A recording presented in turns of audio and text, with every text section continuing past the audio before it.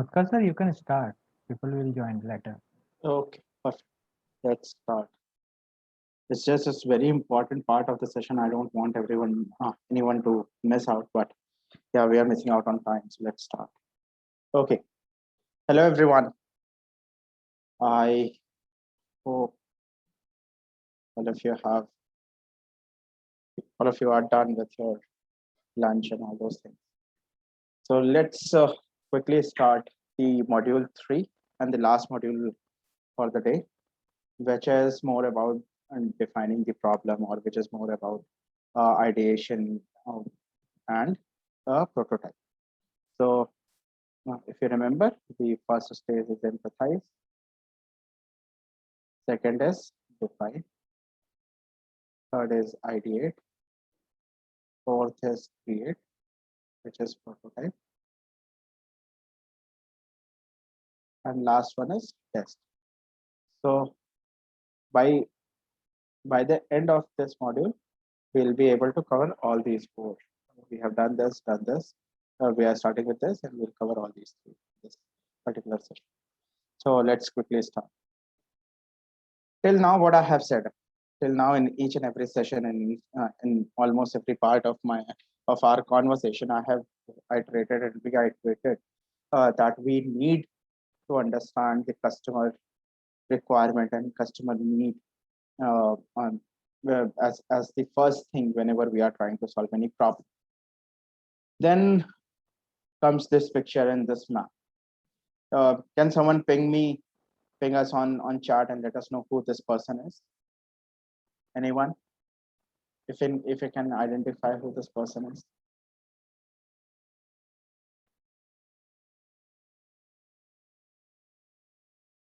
Anyone?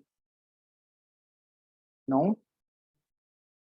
We have used one of his case studies today. His organization's product was used in one of our case studies.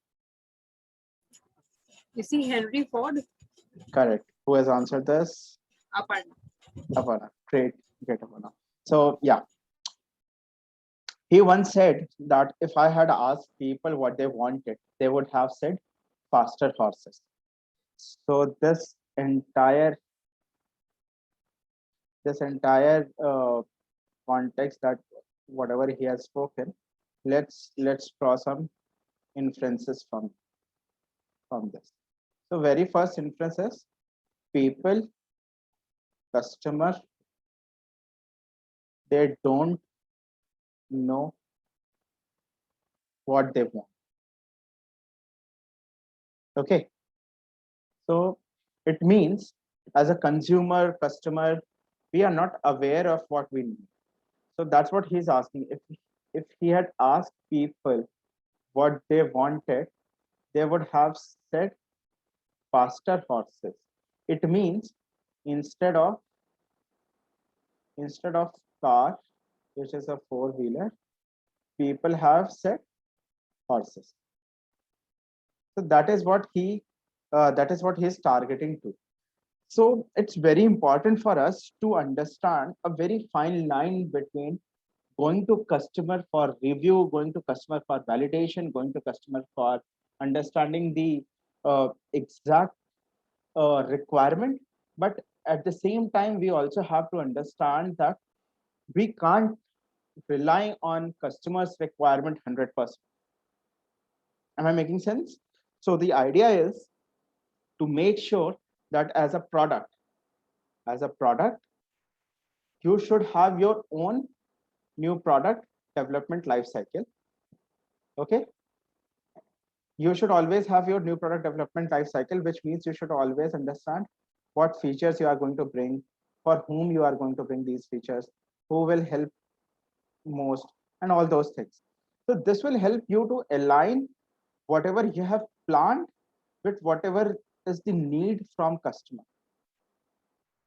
Okay, this customer requirement can validate. This customer requirement can give you validation of whatever research and features you are going to increase. So let me give an example. How many of you have seen the advertisement that was recently published by Truecaller? So Truecaller has given an advertisement Can anyone tell me what that advertisement was all about?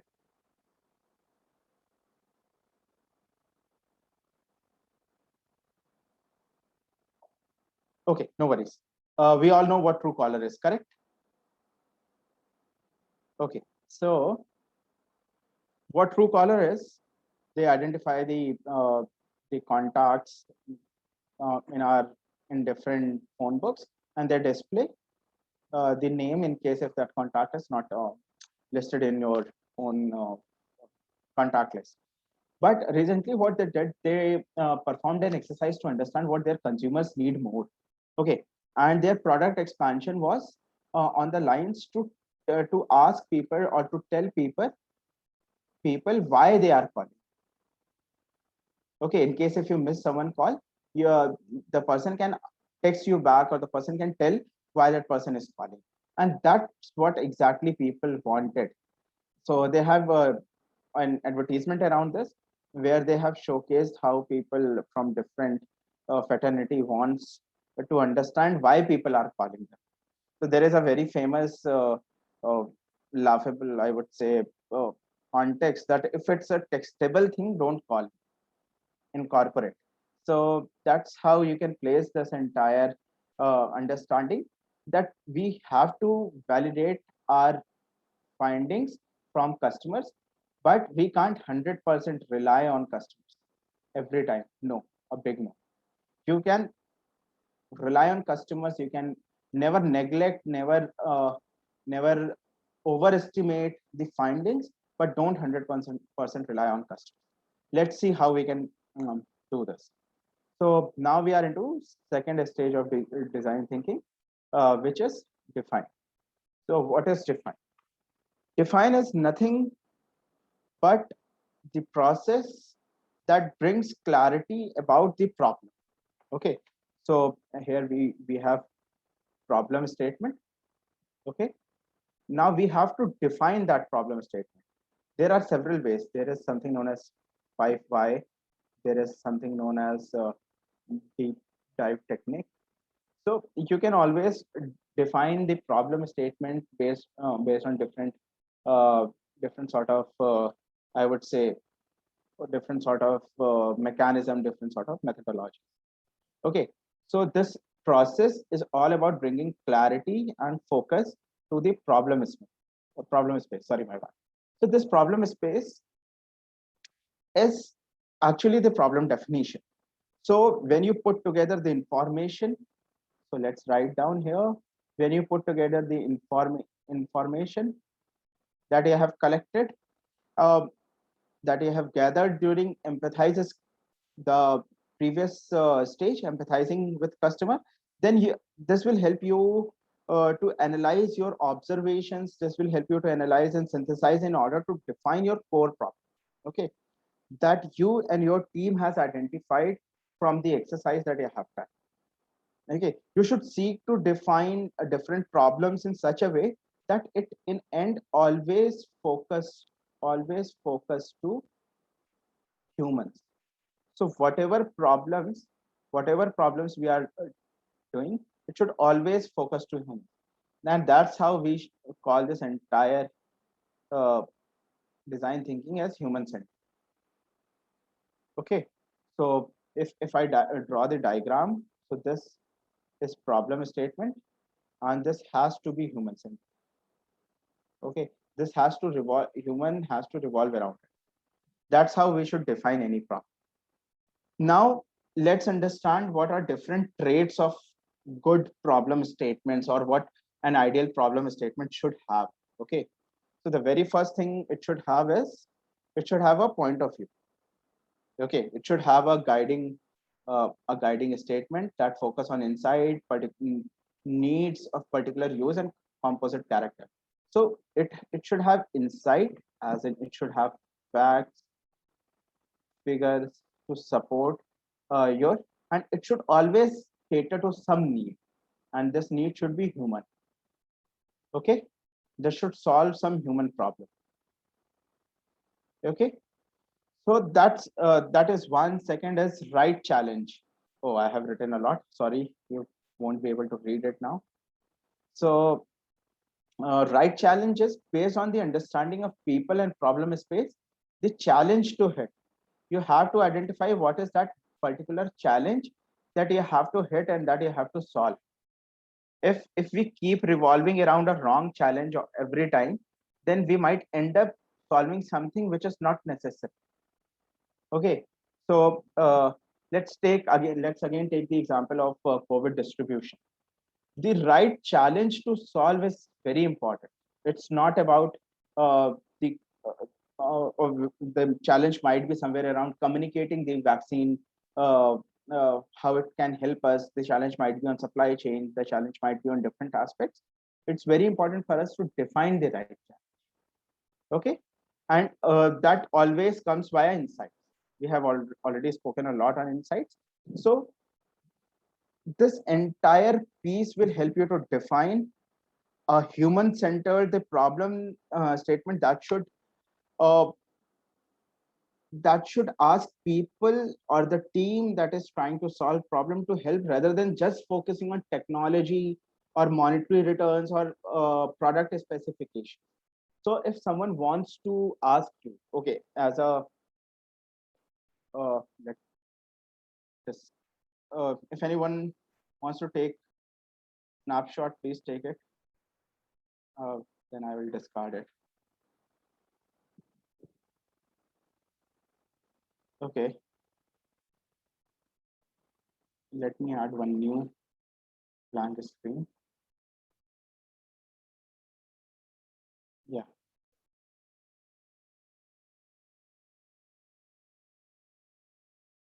Okay. Hmm. So good problem statement will work around human centric approach. Okay. So the very first thing it should solve is a human problem. Without solving any human problem, it doesn't make sense that whatever problem you are solving, and if it's not around human, then it doesn't matter. So let's take an example of a product owner. Okay, we have asked why you are including a certain feature in your new launch. Okay, so if the person answers because I want to expand the product capabilities. So this entire concept is called product centric approach. Okay, but if someone answers because I want to solve problem faced by my consumer, this entire is customer centric or human centric solution. This is what design thinking prefers. You always have, you will have to solve problem faced by your consumers. Okay, then you should always narrow this down enough to make it manageable. A problem statement such as improve the human condition is too broad. Okay, you have to and I am again taking as an example of vaccination. So if you define it that solving human,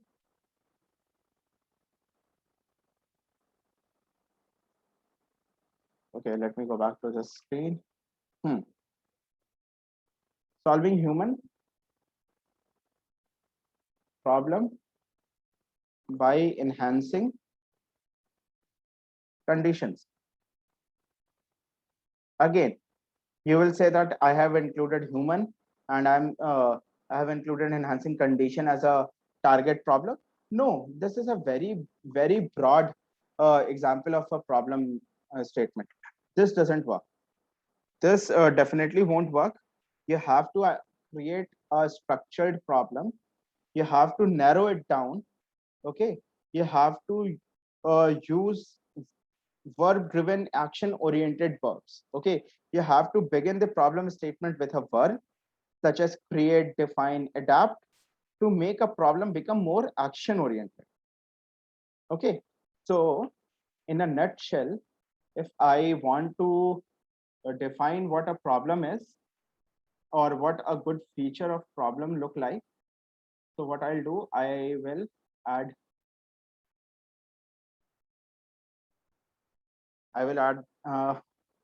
so the problem statement should start with create, define, adapt.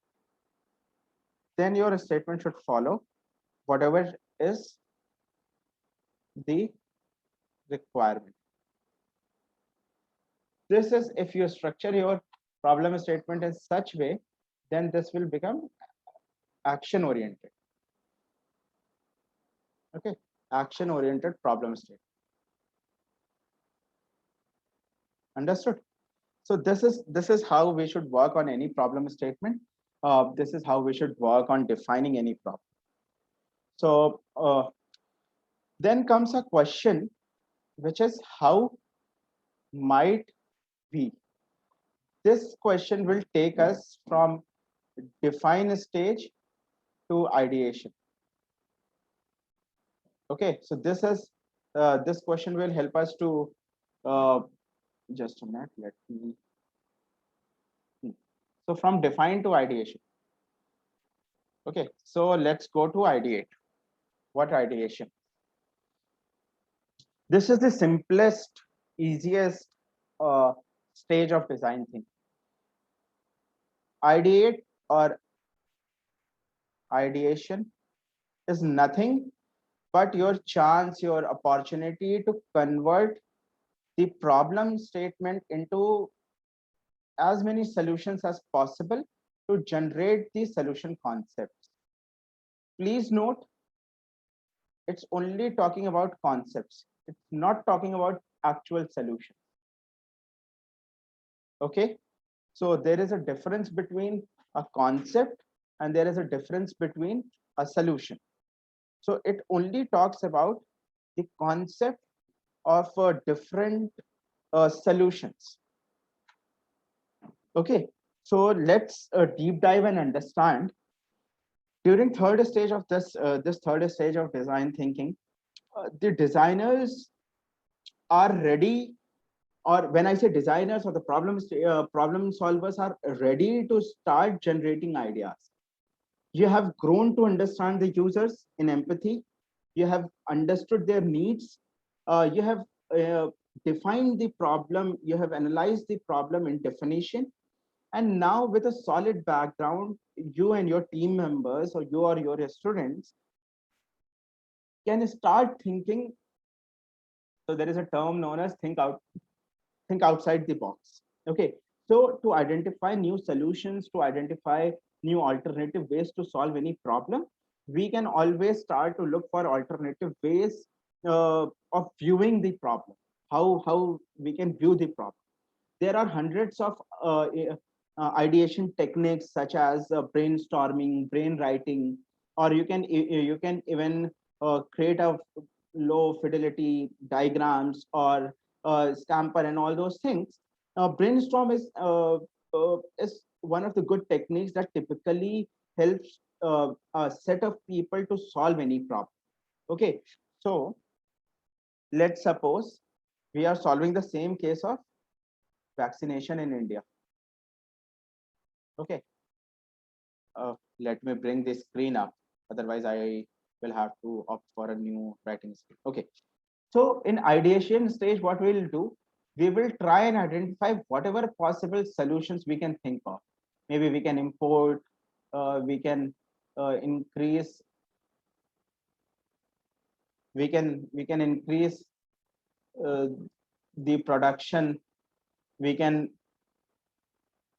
collaborate, okay, or preventive oral medicines we can introduce. So no matter how viable, feasible, or scalable your idea is, it has to be as silly as something like go corona. I hope you remember there was a chant last year that happened, Corona, go, go, Corona. So it can be as simple and silly as like this. Okay. But in this stage, write whatever solutions you have. This is a disclaimer of this stage. Don't negate any solution the moment you write it. Okay. It's very important for us to write us all or record all set of observations and solutions that we can think of, no matter how silly it is, no matter how workable it is, no matter how scalable it is. You have to record all those solutions somewhere down the line. Okay. And that gives you an option to find and recognize the patterns. So when we work on solution, there will be a pattern that will emerge. And that is why it's very important to identify the pattern in any solution creation. While post identifying the pattern, you can always adapt to those patterns and before connecting the dots. So ideation stage in a nutshell is nothing but recording all possible ideas. I'll take a pause here in case if anyone wants to ask any question related to definition or ideation, we can take up that question.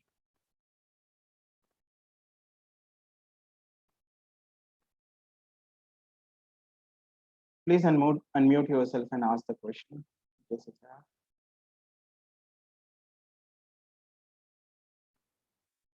Great. Seems like we don't have much. So let's go ahead.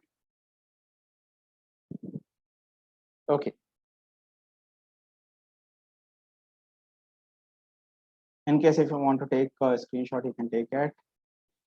Now, the most important part of this third session is ideation framework. Hello, sir. Yeah. Can you once go back if I couldn't take the screenshot? Yes, yes. Sir, Okay. we do not talk about solution in case of ideation at the stage of ideation. We talk about solution in form of concepts. In form of concepts, correct. So they may or may not be practical. Perfect. So right now I have just introduced what ideation is. Okay. We will talk about what an ideal solution is in this aspect. Okay. So there can be number of solutions for one problem. Perfect. Yeah, there could be n number of solutions for any problem set. Okay. And okay. So if n is the total number, so there could be n number. Let's even for vaccination case, there could be multiple solutions that we can opt for. Correct. So let's talk about what ideal, ideation framework is, or how to identify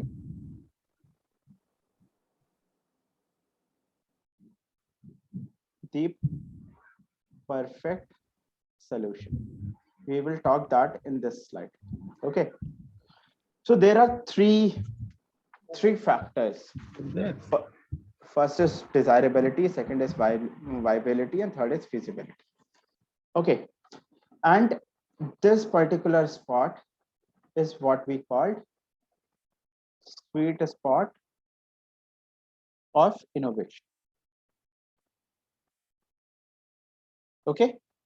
So this sweet spot of innovation is actually the spot where the entire innovation happens. This is actually the spot which will give us the perfect solution. So this is the spot for perfect solution. Okay. So anything which is viable. So let's start with first desirability, to understand what desirability is and how we can introduce. Please pay very, this slide needs your attention, so please be attentive on this. A desirable solution is one that your customer actual need. Okay, so solution which your customer actually needs is what we call a desirable solution. Okay, out of these, let's suppose out of these n number of solutions, there might be few solutions that your customer doesn't want. Okay, so we have to opt for solutions which are desirable by our consumers and customers. So in detail, let's talk about what desirability is. So there is one question that you have to ask in this, and that question is, are we solving the right problem or right pain point? Okay, the moment you ask this question, are we solving the right pain point, you will understand whether your solution is desirable or not. So a test of desirability focuses on whether the solution is nice to have or must have for your customers. So whether this particular feature is good to have or this particular feature is must have in my application is something that desirability can tell us. Ask yourself, what task I am doing right now, will that help my customer? This one question you have to ask yourself. What does successful completion of this particular task looks like to them? It's not about you, it's about them. Okay, so looking at what you are trying to do and why it is important for them, you have to put yourself in their shoes. You have to understand the solution from their eyes. You have to visualize it from their eyes. If you are solving key pain points, then you have to encounter that while completing the entire task, your solution should meet the test of desirability. If not, then there are other pain points that you have to address and you have left it. You have left it open unaddressed. Then pivoting your solution should be a better idea. So what are 2-3 questions that we can ask in this? So one is this, second one is, will this fit in people's life? Okay, will this appeal to people? Will this whether they actually want it or not? So all these questions will, this is third, this is fourth, all these 4 pointers will give you the concept of desirability. Okay,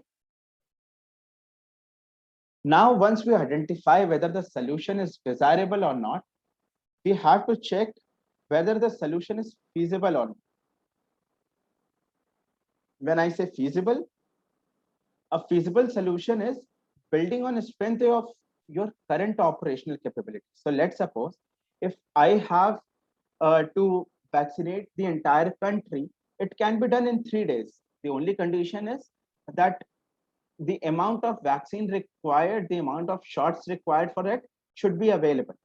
So whether in the current operational capacities, whether we can have feasibility of producing that much amount of conjecture or not. Okay, so let's suppose feasibility is something which gives us an option to judge any solution from whether this is possible or not from current capability. Okay, so what questions we ask in this? So we ask is, which technology is required? How long it will take to develop? Okay, this is second. Third question might be, okay, whether this has to be internal development or we have to outsource it. So once you ask all these questions, you will able to understand whether this solution is feasible or not. Okay, so this feasibility will help you understand the practical development of solution. So a test of feasibility measures a test of feasibility measures the operational capabilities leveraged by any organization or your organization, or even in your individual capacities. It asks you to look internally and identify whether we have the capacity from technical standpoint, from financial standpoint, from customer service, or from a technology standpoint, or we need to have new partnerships. If a new solution can leverage 80% of your current capabilities, then trust me, your organization is will never fail in producing any new innovation. But if there are too many dependencies on third parties or any external events, then your solution is not feasible enough. Your solution is not feasible enough to fall in this category, which is sweet spot. Okay, that brings me to the third category, which is viable. Very important. We can also call it a scalable. Okay, so the final test of your innovation or solution will focus on whether your solution or whatever you are proposing is viable, scalable enough or not, is sustainable enough or not. As so, the solution should not look like that you have started your company today and after a couple of years you are about to shut it down. No, that solution is not viable, that solution is not scalable, and definitely not sustainable. So in this case, we understand long-term goal or capacity of any solution. Okay, we understand what technology we need, what we understood what problem we want to solve. Now we want to understand how scalable this solution. Okay, so in this particular case, we talk about ROI. We talk about maybe financial power. All those things. We talk about design goals.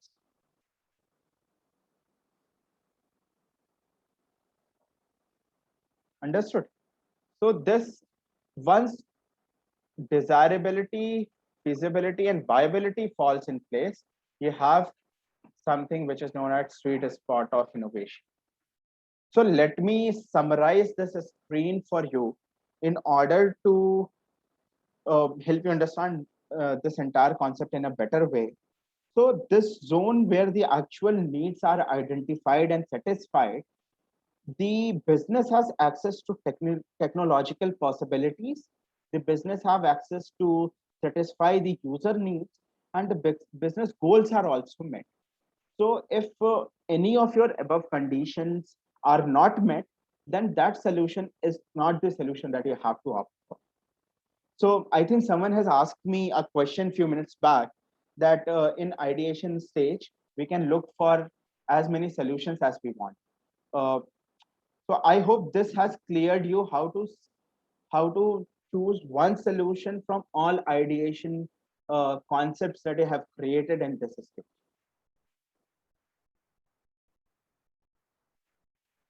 Yes, sir. Yeah. So Yes, in sir. case, Clear. so I'll take a pause on this screen in case if you want to me to repeat anything, if you want to reiterate anything, I would be happy to do that. So please let me know in chat box, or you can unmute yourself, and if you want to take a screenshot, you can take a screenshot of it. I know my writing is not that good, especially when I'm writing on this part, but yeah. So can you just explain this last part, ROI and final something?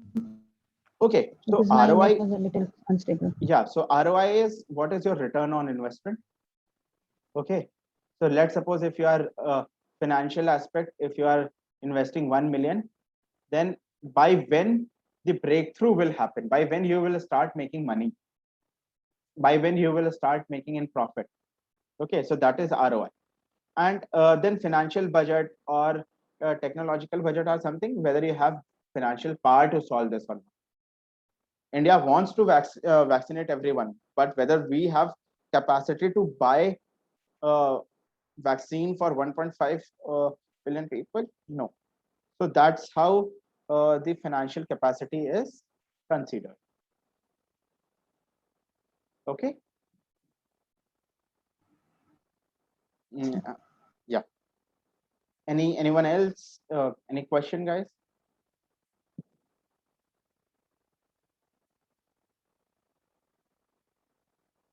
Okay, great. So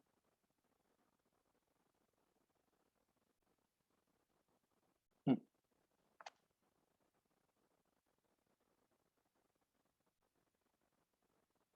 I hope you have taken a screenshot. So I'm moving ahead. Now we are into, so we have identified, we have completed empathize.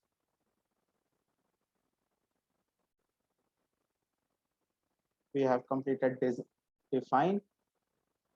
We have completed ideate. Now this is the fourth one, which is create and prototype.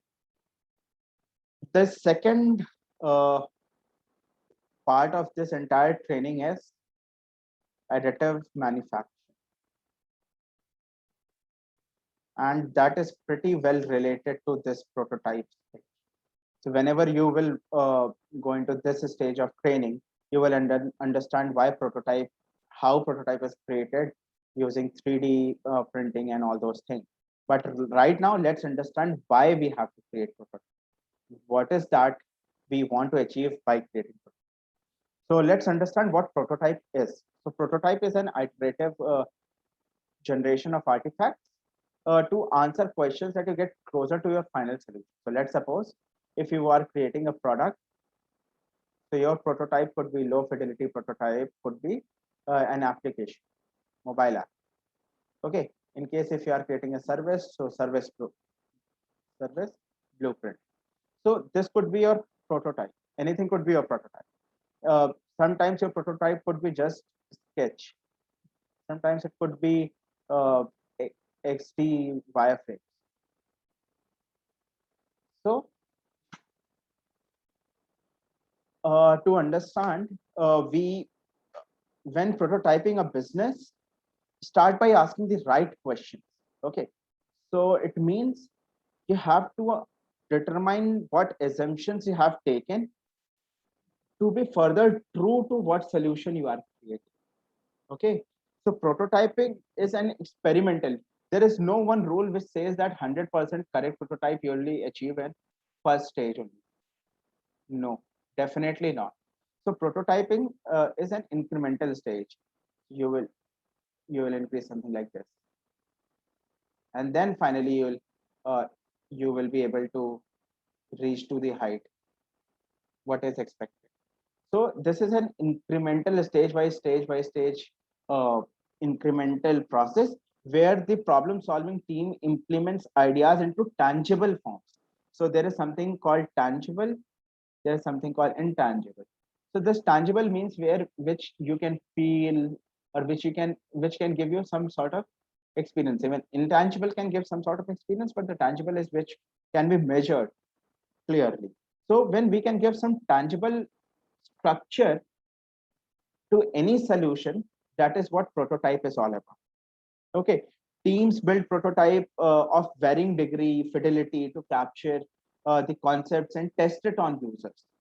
With prototypes, you can refine, validate your designs. Your brand can release the right product at right amount of time. So it's very important for us to understand the right product, what product we are creating, for whom we are creating, what will be our outcome of this product, who will use this. And once we understand all these questions, we can now start our observations on creating a prototype. So we will talk in detail about what prototype is and what sort of what are two different types of prototype: low fidelity prototype and high fidelity prototype. But before that, let me help you understand that one prototype or one sort of solution is not enough. So the right solution is something, it takes time to pick up the most promising scalable, feasible solutions. And here again, this entire concept brings you or this design thinking discipline brings you the understanding of this entire approach. Okay, so you can always create prototype in any other program, but the way you have to create and test it and then go back and then create and test it based on your learning is something that you can leverage out from design. Okay, so guidelines for prototype. So let's start with very first guideline. Just start building. Don't spend too much time on thinking, on visualizing, on understanding whether the idea will work or not. Low level, low fidelity, low fidelity prototype, just start from as soon as you understand what problem and solution is. Because this is incremental, so this will take you to some level after a point of time. If you keep on thinking, if you keep sitting on the solution, then you won't be able to reach it anyway.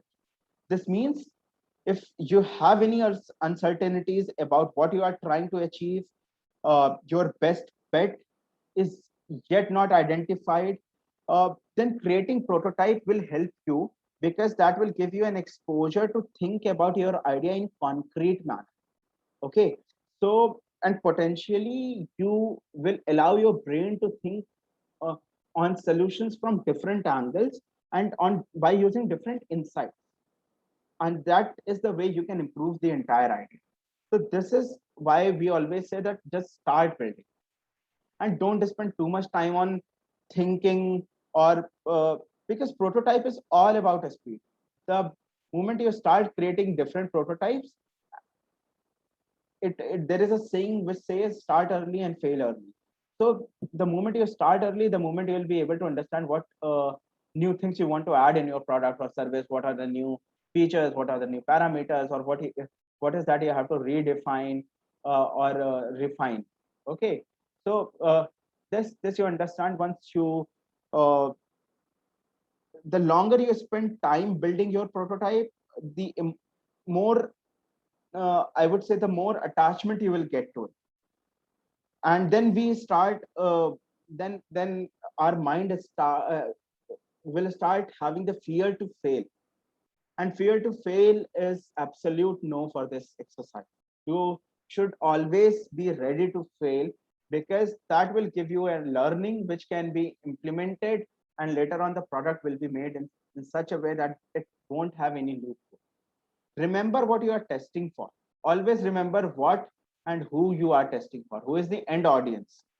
All prototypes should cater to a central testing issue.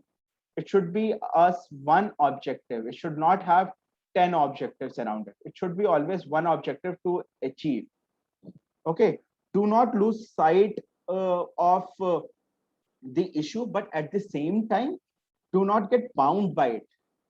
Okay, so do not let people uh, be or solution be uh, something which can confuse you. Always build it from one objective in mind, and always build keeping user in mind. Test the prototype against the expected user behavior and user needs. So it's very important. When we say user, it means user behavior and user needs. Okay, so always build and test this, keeping user behavior and user uh, techniques, needs, complaints, all those things in mind. Okay, so I'll pause here to ask to allow you ask any questions before I move toward what are different types of prototypes.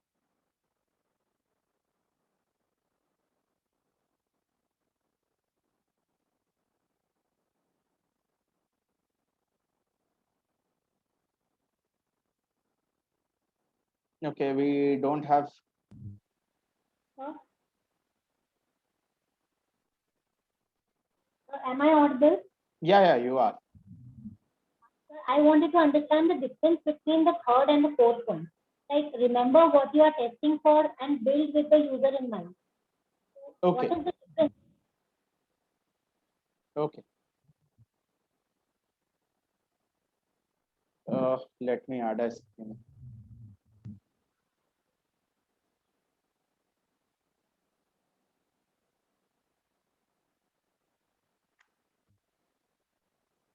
So the third point says your objective should be one. It means the entire testing should be done keeping one objective. This could be business objective.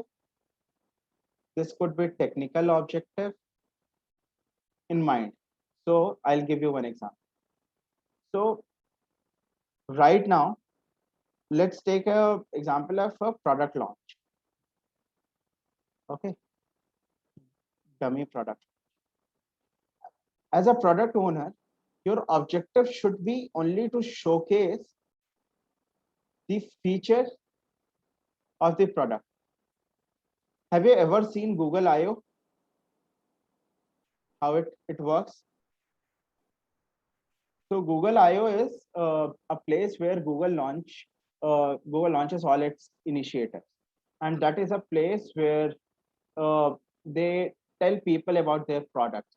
So the objective is very clear. It's communicating their and testing their product. But the fourth one is user needs. Okay, so user needs will always be on center of your solution. Your testing scenarios, objectives could be anything. You can test one product, you can test in 10 different scenarios. But one solution will always have to focus on user needs. Sakshi, am I making sense? Still not clear. Sorry? Still not clear. Still not clear. Okay. Like, Okay, what is that you no, I mean you are having apprehension of?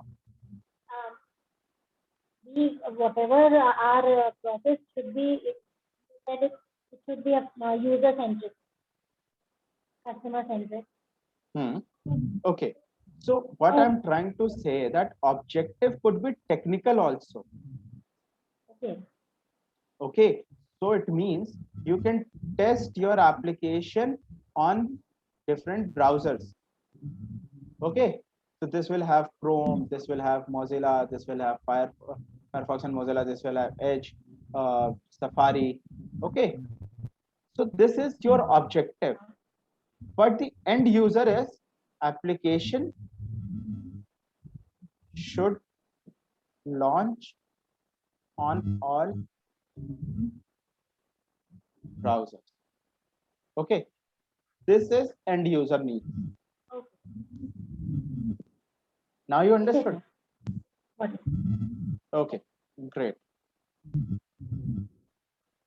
So with this, we have ended the third module for the day, and the last half an hour is reflection time of whatever we have discussed since morning, whatever concepts we have discussed, whatever features we have discussed, and reiterate, retouch in any of those features if you want us to, if you want me to help you understand something, let's rediscuss it. So now you have to be little vocal. All of you have to help me what you understood since morning. What is that you want a quick revision on, or is there anything that you want me to create before we wrap the session for the day?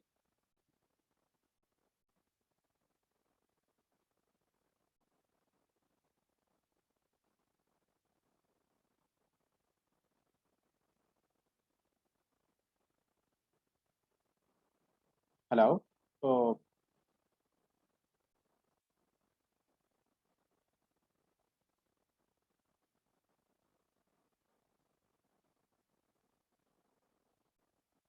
okay.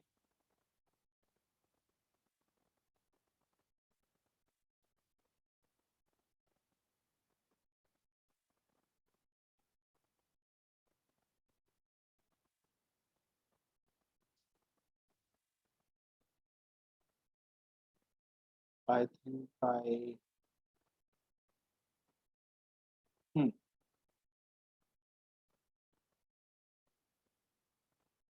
Okay. So I don't see much activity. So Pritam ji, I think we have wrapped this up 15 minutes before our actual time. So what do you suggest? What should be our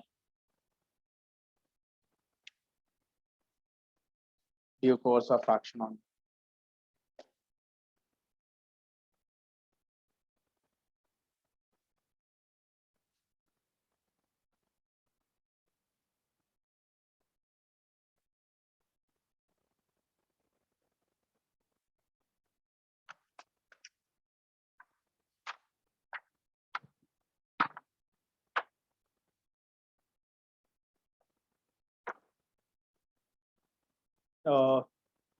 Am I audible? Hello? Yes, sir, you are. Okay, okay. So, Amit, The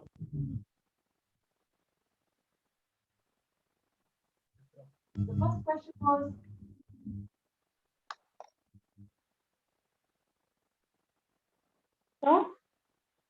So, okay, guys, it was wonderful interacting with you all on day one of this FDP. And again, let's meet tomorrow to discuss what test is, how we can test different ideas. And then I have case studies of 6 different industries. Okay, we will take those industries one by one and we'll understand how design thinking is implied and applied by all these industries, and which organization did all these things and what was the outcome of all these exercises. So on that note, feel free to ping me on all those hello, feel free to ping me in case if you have any questions. Till then, thank you everyone.